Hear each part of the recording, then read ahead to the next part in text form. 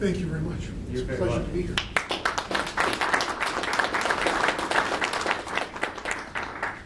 Well, it's a real honor to be back and to be with you again. I was just mentioning to Robert, I think the last time I did this was when I wrote my first book back in the fall of 2010. It's funny, the theme is the good, the bad, the ugly. I don't know who it is here. My first book was called Left Out, Saskatchewan's NDP and the Relentless Pursuit of Mediocrity. Oh, there's one there. You can wave it around. Oh, thank you. Okay. But the funny thing about that title, it was a title that really gave everybody clear warning exactly what the book was about. There wasn't a lot of mystery.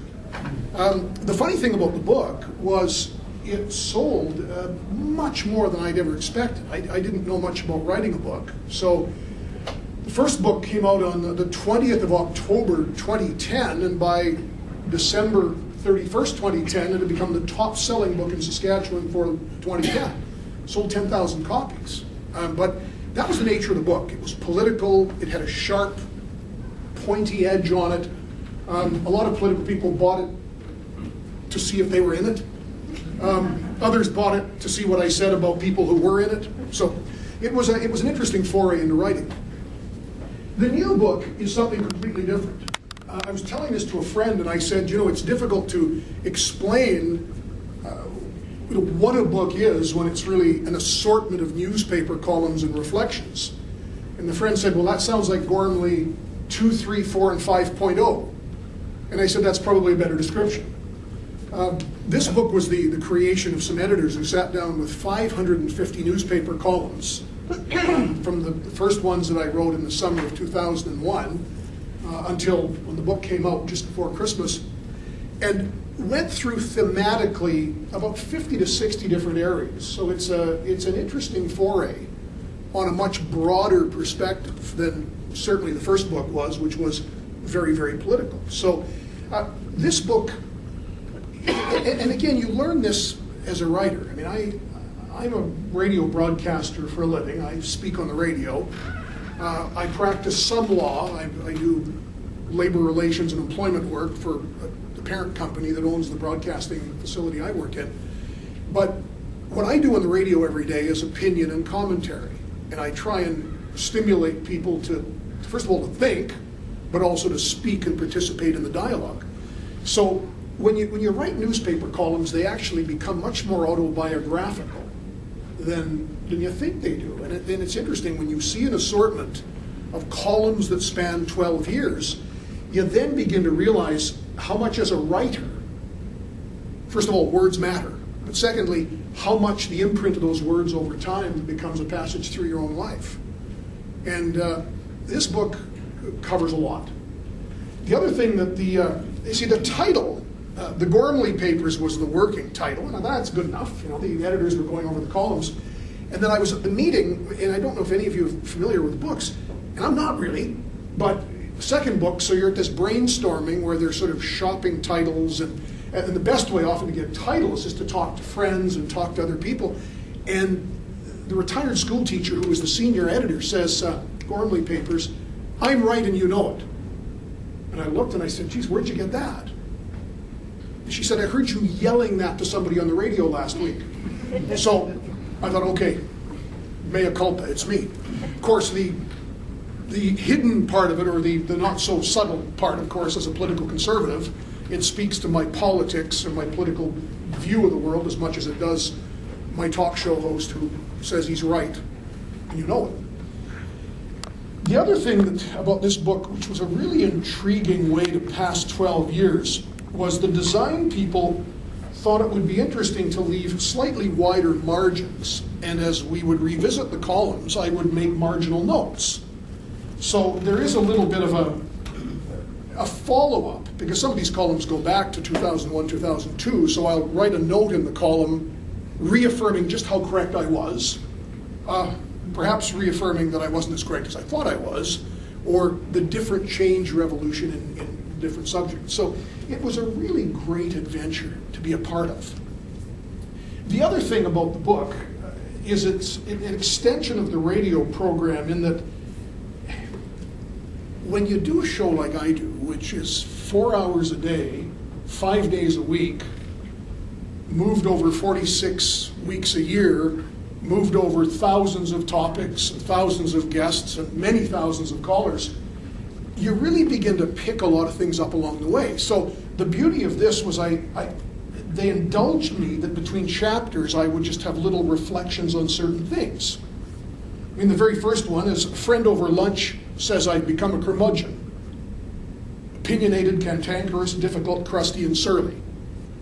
I'm okay with all of that, but throw in old and it really hurts.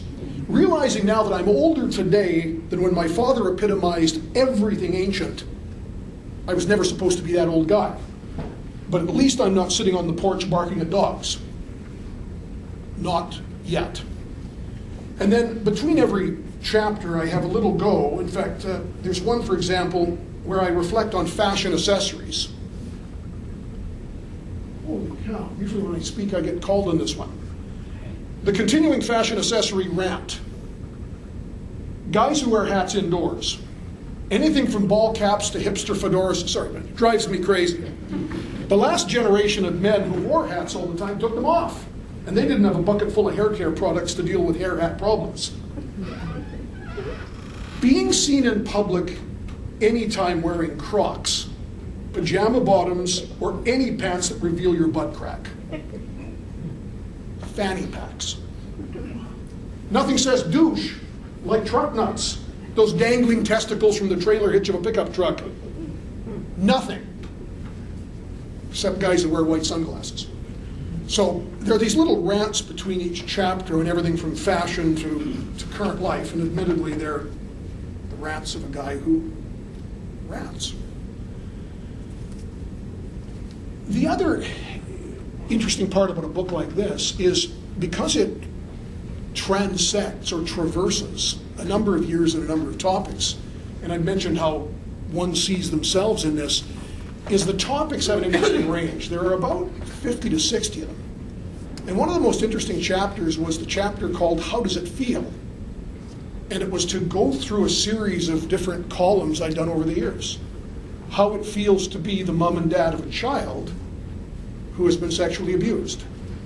How it feels to deal with depression. Mental health, as many of you know, is a big thing with me, and we all have certain things that move us.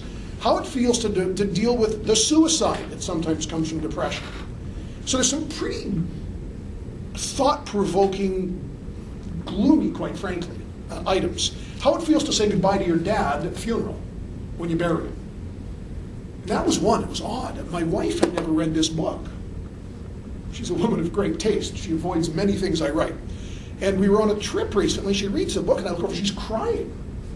And I thought, geez. And that was the paragraph, the column that got her. And that was a column written back in '03 when my dad had died. And then I read it, and then I started crying because I hadn't read it in years.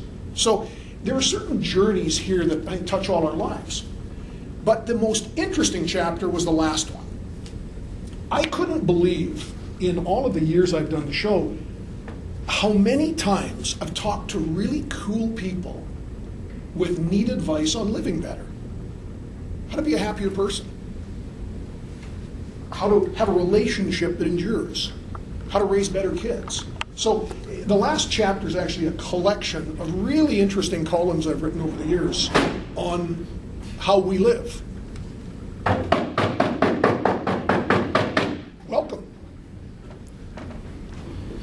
The column I wanted to begin today reading for you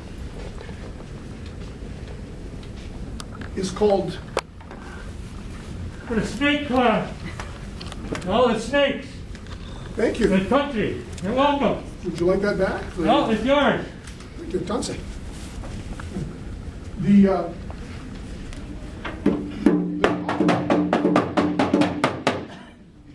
The column I want to start with, and there's actually a fair bit here on the era of protest we can get into, including Aboriginal protest. Speaking with forked tongue. Some of these issues. Forked tongue. Would you like to join me? Now with the forked tongue. No, you can. We have a history of speaking with people with forked tongues. Yeah, you can join me. It's all lies, deception, it's all land grab, and you all belong to it. We don't speak with people with forked tongues anymore. We learned our lesson. Do you believe that? Yes, we do. Okay. Would you like to join a discussion, or would you like to sort How of, can I discuss things with a forked tongue? would you like to stifle debate? And I guess this is the issue, isn't it? In fact, if you'd like, I could Come on, Gormley, you can talk big on the radio. Come on. Oh, no, you say your shit to us Indians. Say it to my face. I'm what of you? You say whatever you say to our faces. Never mind hiding behind the radio. Would you like me to read? No, you can read. You can read what you say on the radio. Shut up! Sorry? Yeah, well, Come on. I'm in your hands because I want to talk to you, and I love the debate. Thank you. Oh, don't throw things. That's not good. So, if you want to continue this, I think this is a great debate. But if universities are places to stifle debate, simply stifle it.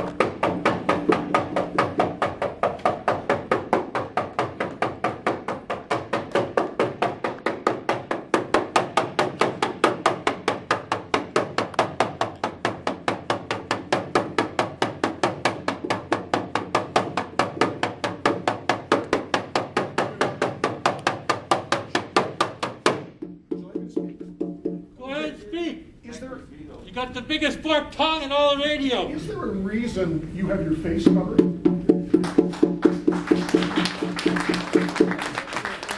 Do you fear the idea that you could identify a defensible point of view? Do you fear Indians like you've been fearing us for the last 500 years? I don't And fear treating us the way you guys have been treating us on the radio, on television, everything. Do you feel better? No, I don't feel better. Not until you guys get rid of your forked tongue But why don't and you stop your lies. Why don't you take your mask off? No, it stinks in here. Take your mask off. It stinks in here. Show us your face. Yeah, show us your face. I mean, is that how you Stinks reveal? in Is that here. how you reveal your points of view? Hey, I mean, I'm just a drunken Indian, I guess. This guy here, at least, is your. And I'm sorry. Hey! Be man, show your face. Yeah. Okay. There. So what's your name? Doesn't matter who my name is. You speak with the forked tongue? Yeah. My name's John. I know who you are, John. I know who you are. I know your redneck ways.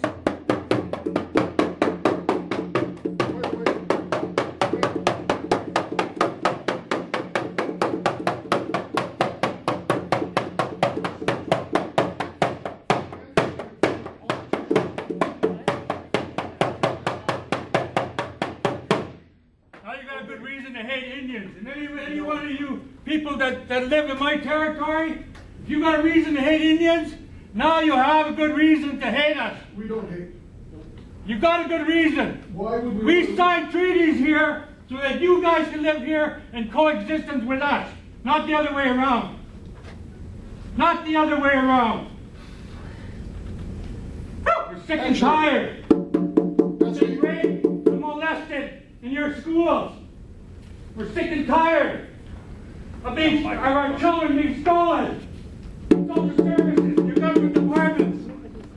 We're sick and tired of all of that. When's it gonna end? When's it gonna end? You think I'm stupid and crazy? No. Is that what you guys think? No, No, Because I'm no. standing up for our women? but how do we? Standing up for our children? She says, Does that make me crazy? No, nobody suggested you're crazy. not at all, brother. There's got to be some different words instead of your forked tongue all the time on the radio. Amen. You better understand. You've had 500 years to understand. I know more about you guys than you guys know about us. I know about your secret societies, your religions, and all your your raping and your pillaging of our women and children. We know everything that you guys been doing to us. Actually, You guys don't know nothing about the us. expert on secret You think we're societies is lazy, here. drunken Indians. No, nobody says that. Who says that? You guys all say it all the time, every day, in university. Can you They name- think we're some cowboy an Indian movie. It's still playing. Can you name? Let's talk about this. I mean, I'm sensing a great deal of frustration, but you're blinking your. Go ahead, John. You don't know frustration. We've been frustration for 500 years, John. Hey, You Robert, tell me the frustration I'm for more than 500 years. I'm more than happy to John, continue, John. but Yeah. 500 years, John. so. Huh? No, I'm having a discussion with John Gormley. Oh, thank you. Well, it's a real nice disturbing. Both the library, the entire, these people are trying to study here. John, just cut your shit on the radio. Hey, We don't need it. no, excuse me. Right? Don't get in my way. I'm trying to have a discussion with you. This is not a physical to, demonstration. No, I don't need to discuss anything with you. You guys are the same. Down a conversation. This is the heck What of it is. The problem is this stops conversation. Hey, The last sure, time I call checked him. Universities or places we wanted to heard. So are you Part done? of the conversation that we wanted to have with the right. No. Yeah. No. You guys had 500 years to quit conversations. Look where we are. A few more minutes won't hurt.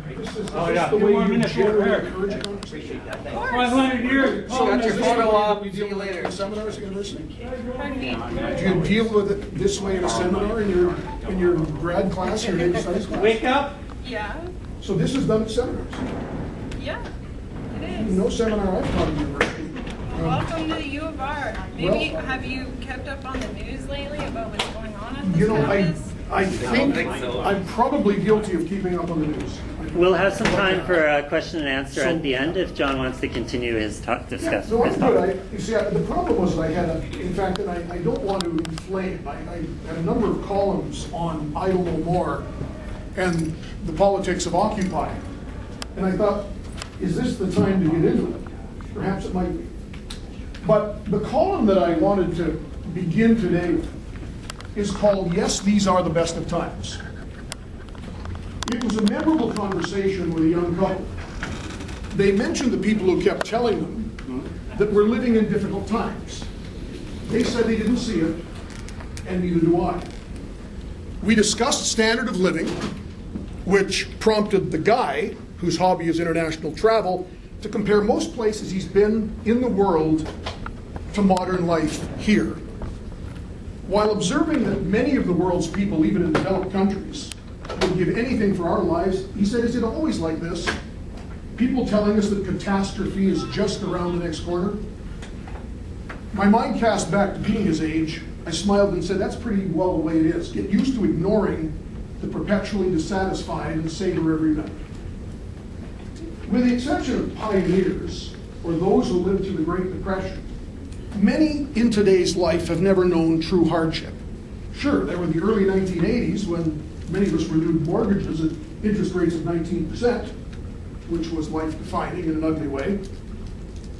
But generally, most people in today's society are blessed. We've also learned that in the case of the most apocalyptic predictions by the naysayers, the fear of the event is usually far more powerful than what actually turns out to happen. We live in the best time in history. Sure, there will be obstacles to be scaled, challenges are never absent, but compare the times you live in to other times. The same thought hits me every morning at about the same time jets of steaming hot water jolt me awake in the shower. We live better today than most of history's kings. In the column I go through the plumbing in the Palace of Versailles, which I won't bore you with. What we take for granted today is technology, more computing power in your smartphone than full-sized mainframe computers of decades past. Well over 90% of households own appliances, phones, and TVs of a sophistication and a size unimaginable even in the 1980s. If you came of age, even in the 1970s, never mind earlier, the tech array was pretty simple.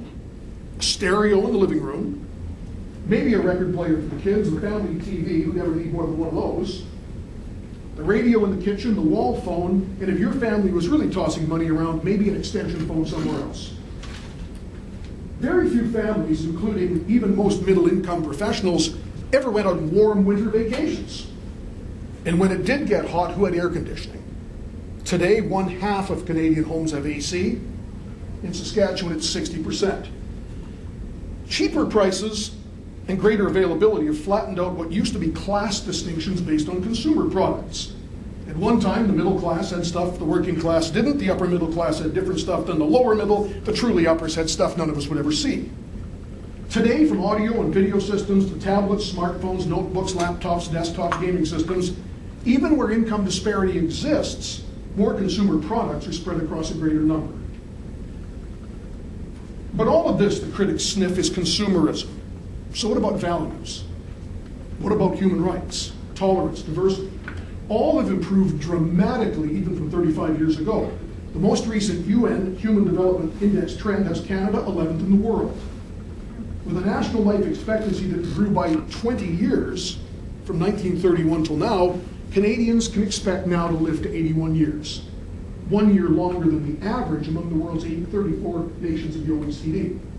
Also in the OECD's Better Life Index, Canadians were ahead of the average in earnings, in education, and sense of community and life satisfaction. The International Living Quality of Life Index puts us 9th out of 194. You should see the bottom, in Afghanistan, Chad, Sudan, Yemen, and Somalia.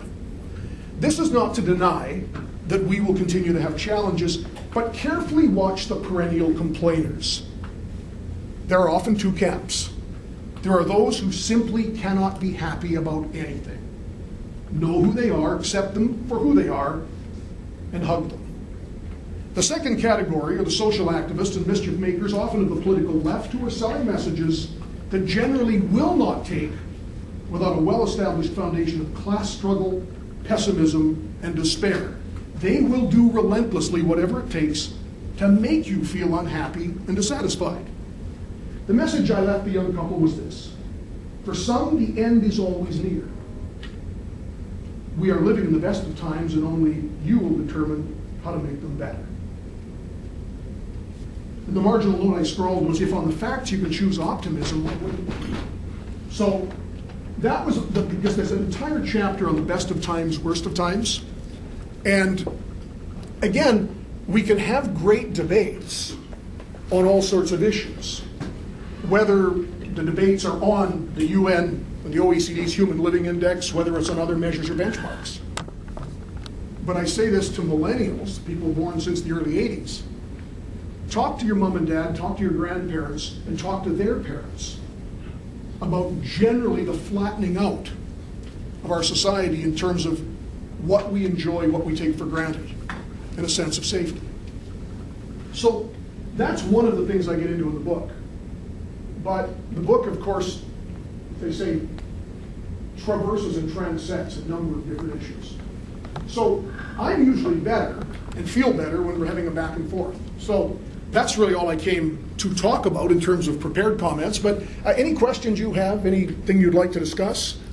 If you'd like to challenge me on certain issues, feel free. This is what debate and dialogue are all about. Well, most of your arguments are based on consumer culture and coming from a lineage of people who kind of move in the opposite direction in regards to value systems. How does your argument kind of justify the idea that consumerism is going to save you? And it sounds like this imaginary narrative that you're trying to create for people to just have this hope while others stand under them or even lay under them as their path towards success. And so what about everybody else who doesn't believe in you? Oh, doesn't believe in me? And doesn't buy what you're writing? Well, apparently there are several people who don't agree with what I say. But no, here's the point. And this is why in that particular column, I laid out the argument that if you look at straight consumer performance, and again, I don't agree with you, but there is a strong body of economic and political thought that says both growth. So how do you both growth and consumerism we're having a are back not where we and want to forth. go. And so you're trying to develop this argument, and it's really biased, but what could you say from the other side if you know them so well? What makes me wrong? Can you tell me that? With respect to your assertion that consumerism involves people laying under other people, is that the assertion you'd like me to speak to? Sure. Okay. Generally in market economies, and remember in North America, nowhere has an open market economy, right? Generally in a competitive economy, you see people moving up as they work, as they develop, as they get educated. Many people start at a low level. But consumerism You can view it that it is exploitation of those who produce the item, those who sell the item, but again, I would argue that on the economics of growth and GDP expansion, that doesn't hold. People do benefit by being participants in that consumer economy. Now, you can disagree with me, and you clearly do, and I'm not saying you're wrong, I'm not saying I'm right, but I don't agree with you. And this is what the debate's about. So, you know, believe it or not, every single day, I spend my time talking to people who might think I'm completely wrong. And I talk to a whole bunch of people who think I'm right. Yeah. Hi. I was listening to your writing, and you talk about the better state of human rights. I assume when you talk the country or Regina or In those two indexes, that's counted. But you're making a pretty generalized statement, right? Because when we take into consideration the original people, we're talking 7 times as a chance of being murdered absolutely. or going missing.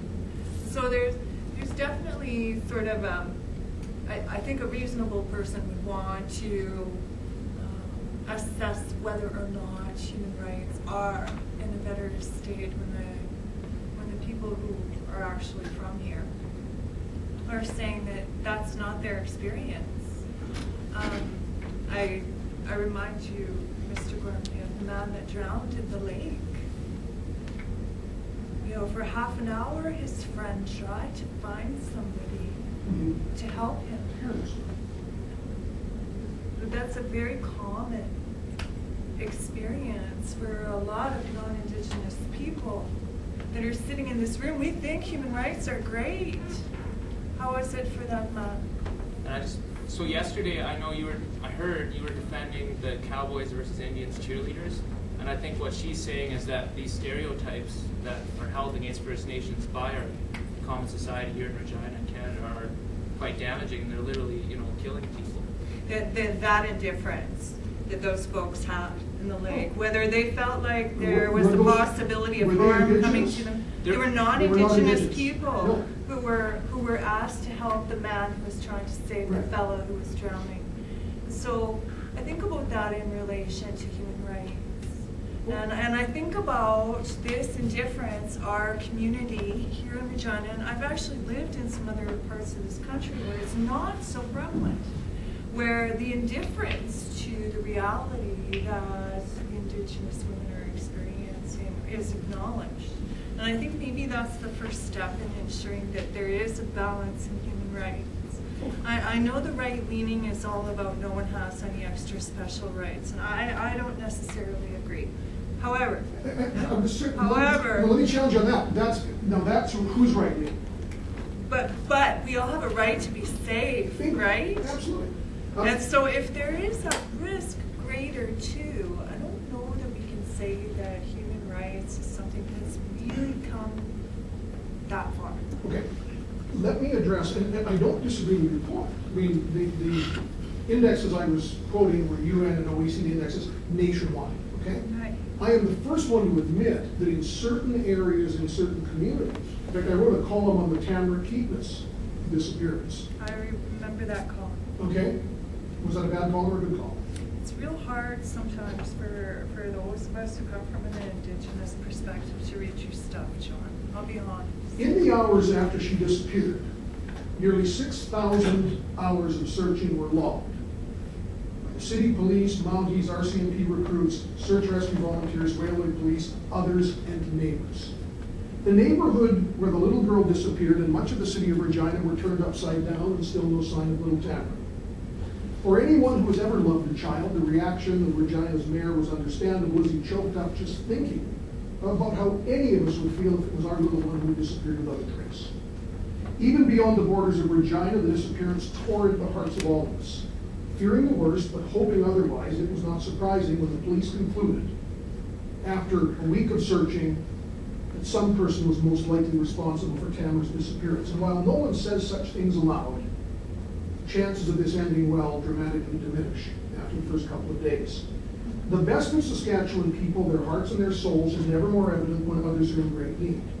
Same selflessness, sacrifice, and hard work that made volunteerism a way of life here shone through as hundreds of people pulled for Tamara. Searchers from in the neighborhood and out, to those staffing refreshment booths for the search teams, people came and offered what they could, and if there was nothing to offer, they hoped and they prayed. Even driving down Victoria Avenue as the search went on, the beaten up old Dodge half-ton truck in front of me had a missing persons poster of Tamara taped in the back window. In the same province where a winter storm has small towns opening doors to strangers, Saskatchewan beware the compassion people. Now, the column goes into the debate on core neighborhoods. And the reality of core neighborhoods and why any child has to be in a position where they're that vulnerable in their life. How do you think they got there? How did that happen, do you think, Mr. Gormley? But if you would like a discussion, and again, I get into this in a lot of columns, you have, particularly in the Aboriginal community, and not all in the Aboriginal community, but particularly in the Aboriginal community, dysfunction that goes back to the residential schools experience prior to that time. You have families that have a great deal of difficulty fending and tending for themselves. Those of us, and I mean, I was on the parliamentary committee in 1985 that amended and passed Bill C-31. I mean, I've spent an awful lot of time in the Aboriginal communities in my life. So, again, I appreciate your point of view, and on the human rights front, go to the core neighborhood of Regina, and there are real problems. But go to other neighborhoods in Regina, go to the, again, the Aboriginal community is how big is Loretta Saunders, the woman in Labrador, was a university student, not in the poor neighborhood, not a working girl, not a drug addict, you know, and it's a lot. Oh. As many, I believe Human Rights Watch put it at about 70% were not the stereotypical drug addict out on the street. They were young women who were going back to school, young women who were going and working 3 jobs, you know, that kind of stuff. So I don't know that I would want to just compartmentalize it to a poor neighborhood issue when Loretta Saunders is really an institution of higher. The missing and murdered Aboriginal women, you know at least as much as I do about this. We've all read it, we've all looked at the issues. But don't, and again, and I'll push back a little, don't malign the Canadian human rights record based on the plight of one group that we're trying, all of us as a community, to move through and up and beyond. If you're trying, then why didn't the inquiry pass on missing Indigenous women? I don't know, why do you think That it's needed? just last week, it was totally denied, and we've capped it off at like, what, 825 missing and murdered 842. Indigenous women? And like, there's more than that, but we need our national inquiry to... I don't mean to interrupt, but I mean, there are a lot of other people in the room, and I just wanted to be sure that everybody... This is good. I'm good with it. I like it. No, I mean, again, whatever you put it, I answer questions all day. I Did debate, so you let's... say First Nations had dysfunctional families prior to residential schools?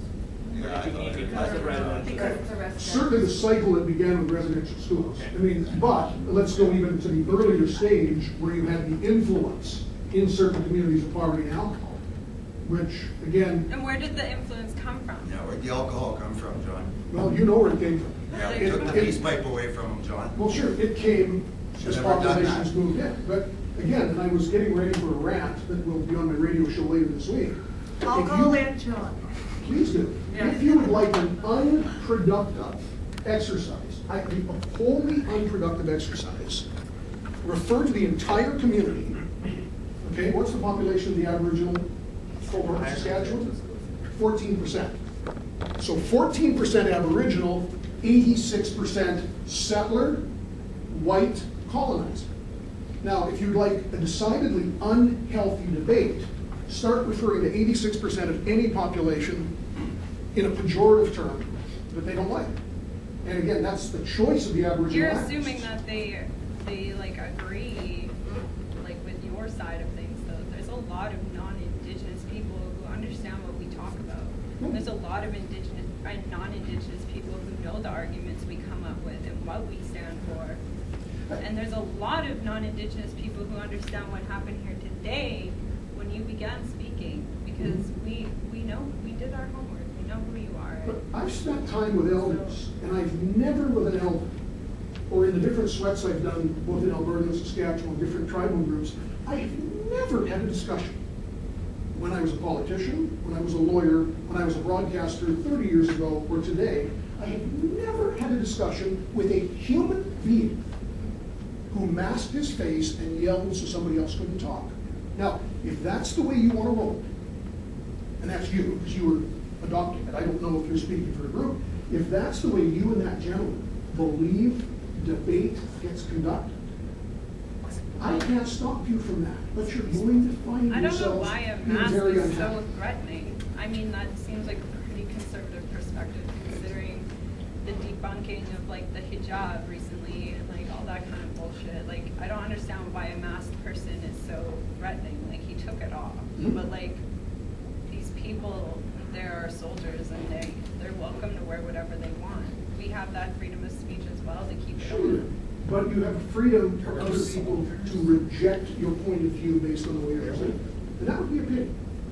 Because those of us who have done the Aboriginal studies, those of us who have studied constitutional law, those of us who know intimately what you're arguing, agree with some, disagree with others. And again, believe it or not, I can disagree with you. And I know that for some people in this, the man with the mask, the idea that someone's going to disagree with him makes them yell out. Well, I get that. But the point is, if you want to move to a constructive position where everybody grows, it's your choice to call people settlers and white colonizers. It's your choice to wear a mask and yell and bang a drum so someone can't speak. And I'll indulge you in that. But I'm not going to respect you. I don't respect you either, man. Like, That's okay. please. Lots of people don't. Like, you want to turn the conversation around. Kevin, do you have any questions? And Let's see, to change the topic, John, you, on that last. This is a familiar voice you may Yes, know. This is Conspiracy Kevin. On that. The star of radio, right there. Thank you. On that last part of the book you read there, you equated the left that when they talk about the problems in society as being pessimistic in that, and the same with the conspiracy theorists being a wacko or a crazy in that. You know, whereas I totally see it the opposite. If I suggested that I see you're a wacky or conspiracy- your ideas are wacky. I see a conspiracy theorist as being someone who questions the meme or the societal, the push of the media, okay, and they question it and they challenge it, and they also quite challenge those so-called conspiracy theories in their own mind just as much, John. Okay, but back to this last column thing with the left being pessimistic. When people bring up what's wrong in society and want to work towards changing it, it's not because they're pessimistic, it's because they're optimistic, John. It's because they believe things can be changed, and they believe if they bring them out and they talk about them, and people realize what's going on, and more people see the damage that is being caused by our consumer society, then we can be optimistic and maybe we can see a change. And that's why we'll get on the radio, call you up, and get called crazy once in a while, you know, and challenge you. Because you know, there are a lot of people in our society that are suffering, and it is at the cost and the expense in the hands of other people. A prime example of what's going on in the Ukraine today. Geez, what do these people have a great choice, eh? Putin, the socialist dictator, or the EU, and their grandparents losing half of their pensions. Wow, nice choice, eh? Really. And that's all because of the powers that be, those guys. You know my great fear is with you? That one day the Bilderberg group is going to come after you. Yeah, me too. That's why I'm trying to call your show sometimes. And I didn't save you, so I know. But no, you and I have had some great discussions over the years, and I'd like to stop. Have you been to Bilderberg before? Yeah, good question. I couldn't break No, it. he would He hasn't been on the list. Have you been on this? No. Brad went this year. Yeah, Premier Wall went, and that's, I mean, who gets on the Bilderberg list? Is that treason by chance? Probably not. You might think so. Well, Because after all, I'm they just are wondering, the powers that be who are determining what the world is going to do next year. I read your paragraph where Rockefeller admitted to the fact that they were gathering to create a one world government. Yes, he And did. based on our constitutional laws, wasn't that possible? I'm just wondering. Sorry. We still have a few minutes left for questions. I was just wondering if anybody who hasn't spoken was interested in asking question. Something that has been, I'll just ask, just because you opened your book up, I haven't seen the book yet, but you go back about 20 years of your articles here. Tell us About 12. 12 years. So what's changed? What surprised you the most when you went back and looked at the first papers you wrote here? What's changed your thinking? What hasn't changed? What's changed society? Maybe this your reflection that you went back the first few papers you looked at. That's an interesting question, because there's a whole chapter dedicated to healthcare. And I became a huge Janice McKinnon fan when, after she left politics, Dr. McKinnon got into a pretty good debate on 2 Ps that have to be integrated into government-funded healthcare. And the Ps are private and profit. And again, for somebody who's a lifetime New Democrat, who was able to speak about taking the same model that France uses, that New Zealand uses, that you have a guaranteed state medical program, yet you start to plug in insurance aspects. I don't believe any of that's changed. So it was funny, I was reading back, and this was before the Romano report came out in 2001, 2002. I think I was probably, and it was funny, that's funny, it's a terrible thing, but I wrestled with the Afghanistan mission in late 2001 because of the intractable history of what's happened on any land-based attempt to bring civil society, or even a resemblance of rule of law to Afghanistan. I got much more into and I still believe in the worthiness of the mission in terms of some of the human rights benchmarks. But as Afghanistan ended, I go back and I read the columns and I wonder, was there an alternative? And I don't know if there is an answer to that question, but I think we've all seen a significant movement in the last decade on that issue. The last chapter that I talked about, and I call it Lessons for Life While There's Still Time, talked with an Australian palliative care nurse, a woman named Bronnie Ware, who started a blog called the 5 Regrets of the Dying. And that turned into a book, and it was an amazing read. And she was a great person to talk to. And that spawned this column that said, let's begin at the end. When life's lessons are retrospective, then I talk about meeting Bronnie Ware and having her on the show. She worked for years in palliative care with patients who had gone home to die. From spending anywhere up to the final 12 weeks of life with someone who was dying, she observed that while every patient went through a variety of emotions, every journey was different, each generally found peace at the end. When asked if there's anything they would do differently, Ware said that patients expressed 5 common regrets. In her book, she expressed them simply and powerfully. First, I wish I had had the courage to live a life true to myself, not the life that others expected for me. And the subtitle of that was The Most Common Regret of Unfulfilled Dreams. Number 2, I wish I didn't work so hard, missing a partner's companionship or children's youth because of work. 3, I wish I'd had the courage to express my feelings, becoming resentful and bitter even from suppressing their feelings. 4, I wish I'd stayed in touch with my friends, letting friendships slide and realizing that in the end it all comes down to love and relationships. And 5, I wish I had let myself be happier, realizing that happiness is a choice and you can break out of old patterns and old habits.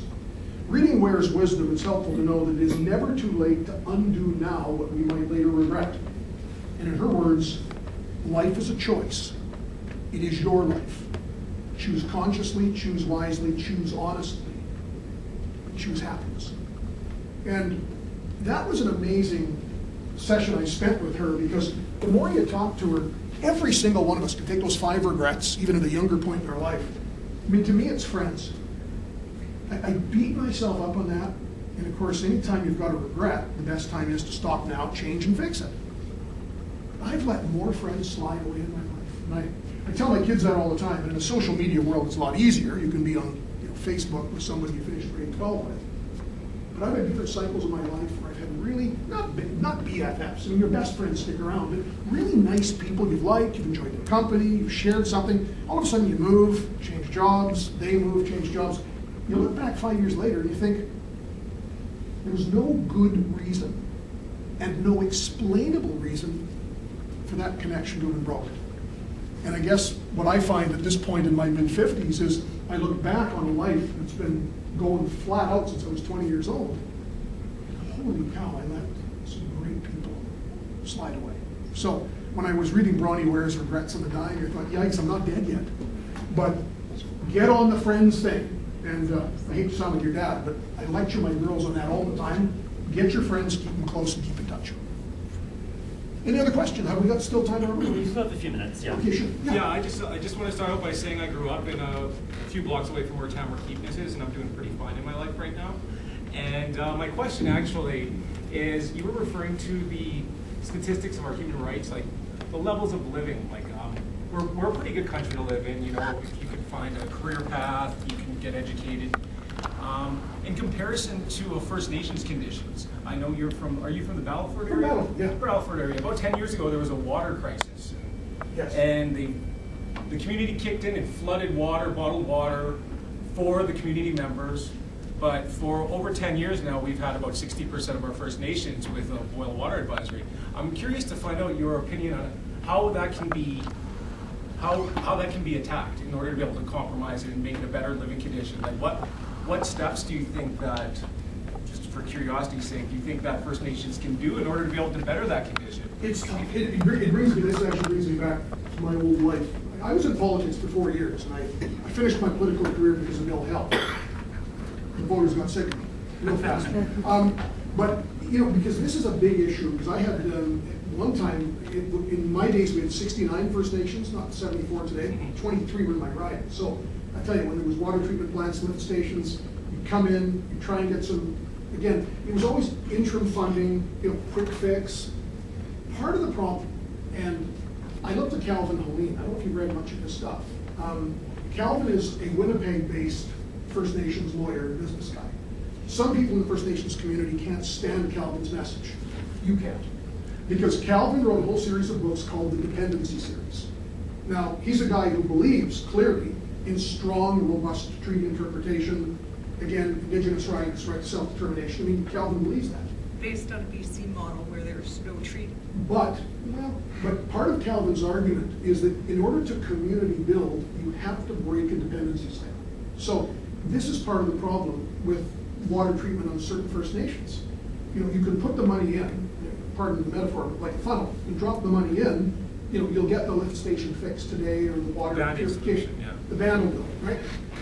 I have friends who are water engineers who do nothing but First Nations communities, and I had lunch with one of them the other day, and he said, first of all, he's encouraged because the overall expansion's getting better, but he said still, there are a ton of First Nations who don't have potable water.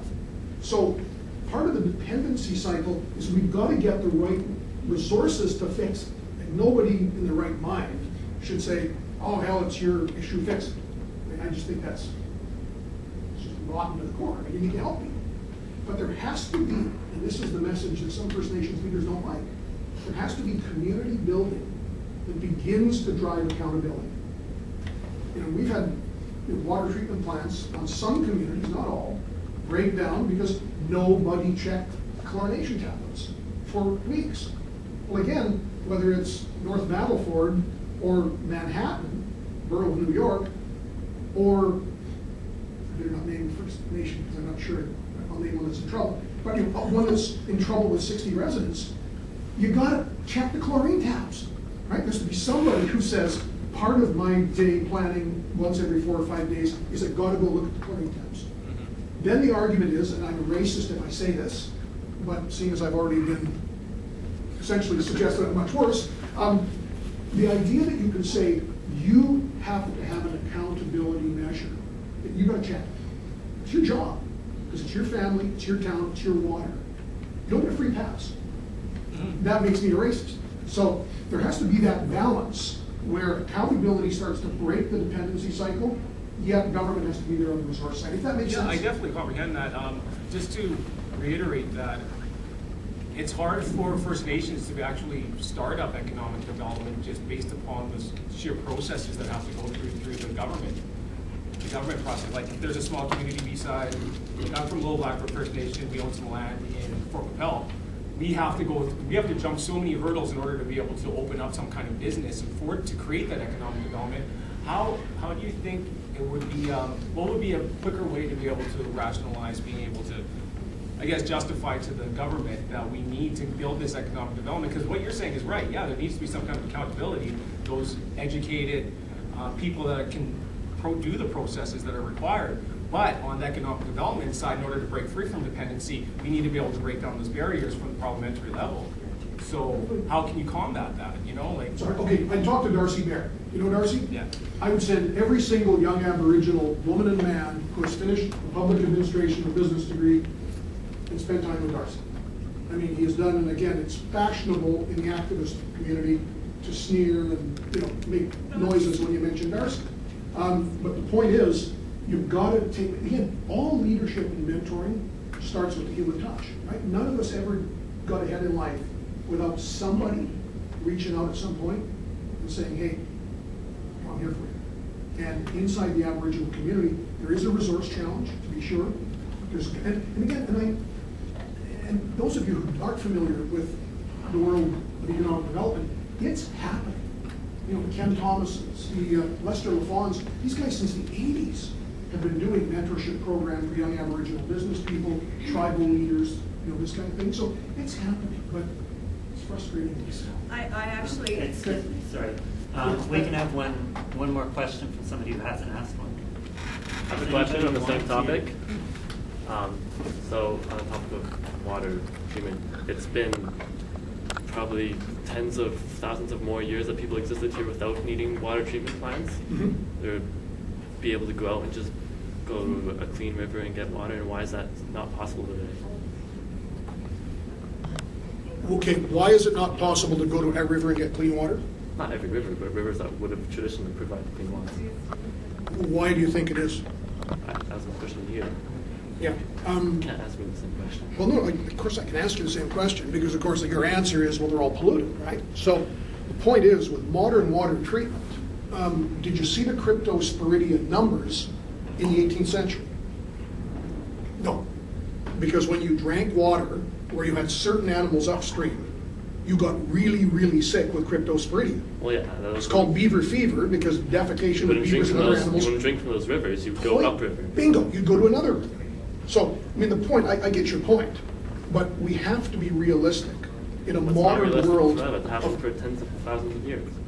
If you'd like to drink water that hasn't been treated, there are water springs, they're fresh. Why is it being polluted? Okay. Are we good on questions? We are good on questions. We have a couple of very special things. We have coffee and cookies. If you do not eat the cookies, librarians will eat them. I've been told that librarians don't like to eat cookies, but they will if they're required to. So please eat them. We have a book sale for, I believe it's $15 for Left Out, an excellent book, one of my favorites. And the Gormley Papers for $25, or a special deal if you get both for $35. We live in a wonderful country in Canada here. I have a lot of friends that come to Canada from all over the world, and they always tell me, all the wonderful things about this country that they do not have at home. One of them, and I shouldn't have the last word, but I will. One of them was from the Philippines, and she was saying, well, how many people die in a Canadian election? And I told her, well, usually 0. And there's some heart attacks the night of the vote count. Yes, on all sides, and the occasional assassination of party workers in Quebec once every 60 or 80 years. But there are so many things. You even have protesters tonight that came. I don't agree with people coming in and silencing other perspectives. But on the other hand, these people are not going to end up in some gulag somewhere, which is something you certainly would not find in other countries.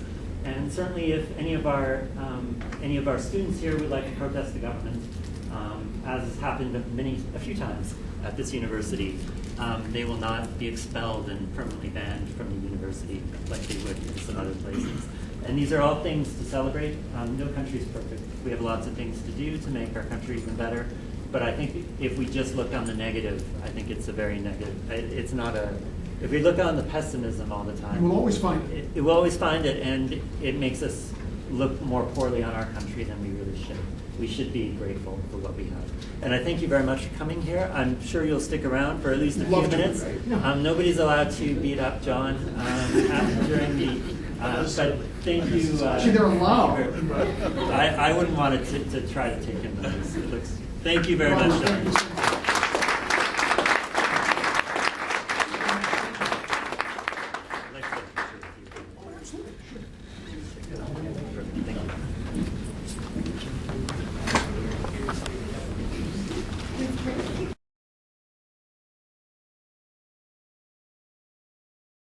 Okay, so what did you think of John Gormley's speech tonight?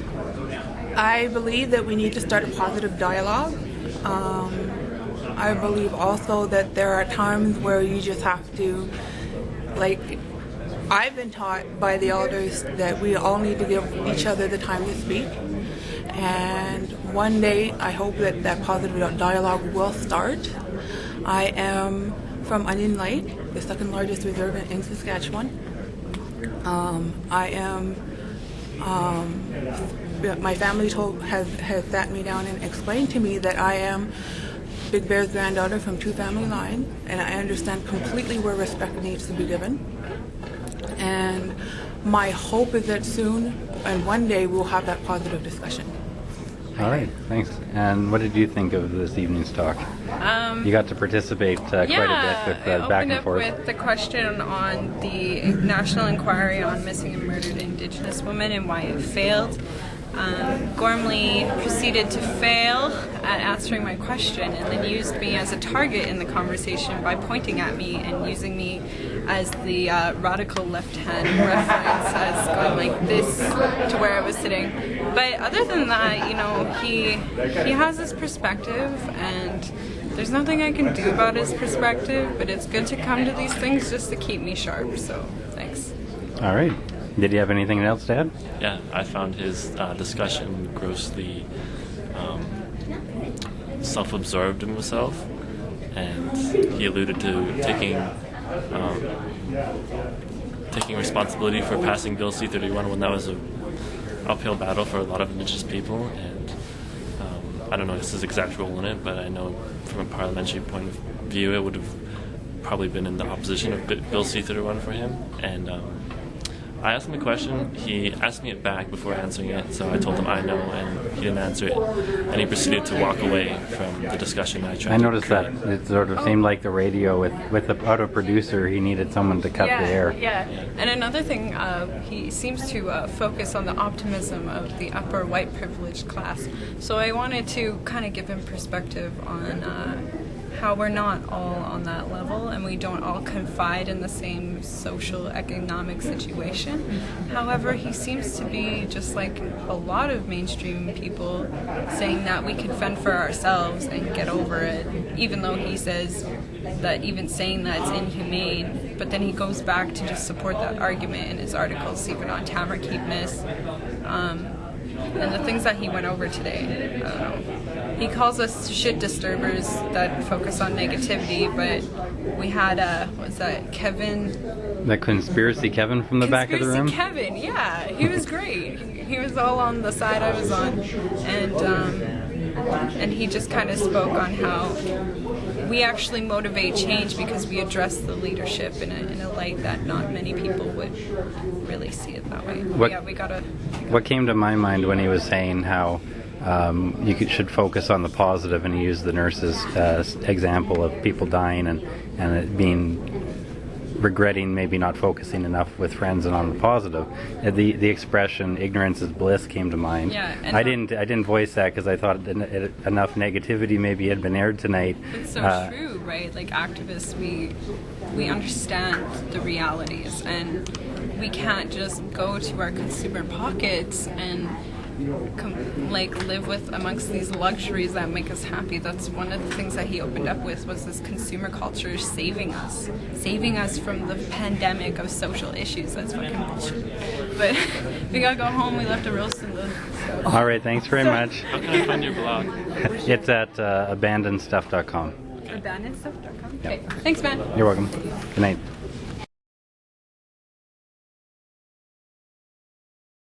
Sure. How did you think this evening went? I think it was a very positive night overall. We had a good turnout, about maybe 35 or 40 people, and a lot of good discussion that John brought about. There was a certain disruption near the beginning, and I think it's sort of sad because we need more opportunities to share our different perspectives and to agree to disagree respectfully.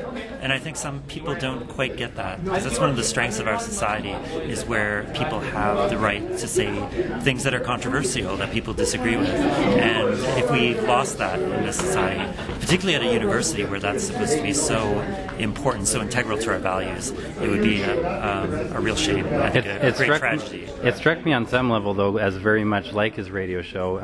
It was like a live-action John Gormley live radio show with the people who vehemently disagree with him, and him having to defend his point of view. Well, I think that was a positive part, actually, having people basically argue and debate. Another talk that maybe wouldn't have been as possible or as good a thing to have, but it's people who want to shut down me, to say that my perspective is so sacrosanct that you should shut up, and if you don't shut up, I'll shut you up. That's not what Canada's about. That's not what our university is about. And I was not happy with that part, but I think John particularly handled himself very well, and I think beyond that, it was a very successful event. I was very happy to be able to bring John here today. All right, thanks, Robert. You're welcome.